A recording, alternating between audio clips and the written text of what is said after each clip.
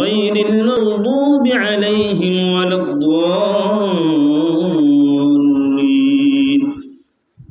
ألف لام ميم ذلك الكتاب لا ريب فيه هدى للمتقين الذين يؤمنون بالغيب ويقيمون الصلاة ومما رزقناهم ينفقون والذين يؤمنون بما أنزل إليك وما أنزل من قبلك وبالآخرة هم يوقنون أولئك على هدى من ربهم وأولئك هم المفلحون.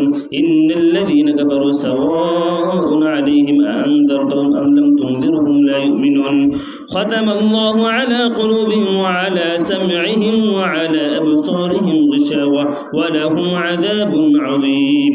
ومن الناس من يقول آمنا بالله وباليوم الآخر وما هم بمؤمنين يخادعون الله والذين آمنوا وما يخدعون إلا أنفسهم وما يشعرون في قلوبهم مرض فزادهم الله مرضا ولهم عذاب عليم بما كانوا يكذبون.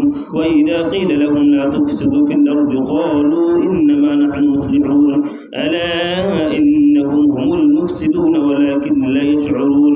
وإذا قيل لهم آمنوا كما آمن الناس قالوا ونؤمن كما آمن السفهاء ألا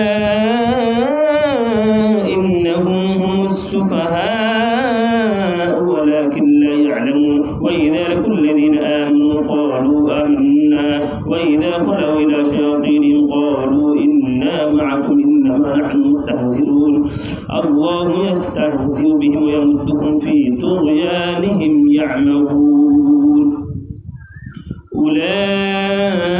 أولئك الذين اشتروا الضلالة بالهدى فما ربحت تجارتهم وما كانوا مهتدين مثلهم كمثل الذي استوقد نارا فلما أضاءت ما حوله ذهب الله بنورهم وتركهم في ظلمات لا يبصرون ثم بكم عمي فهم لا يرجعون أو كصيب من السماء فيه ظلمات ورعد وبرق يجعلون أصابعهم في آذانهم من الصواعق حذر الموت والله محيط بالكافرين.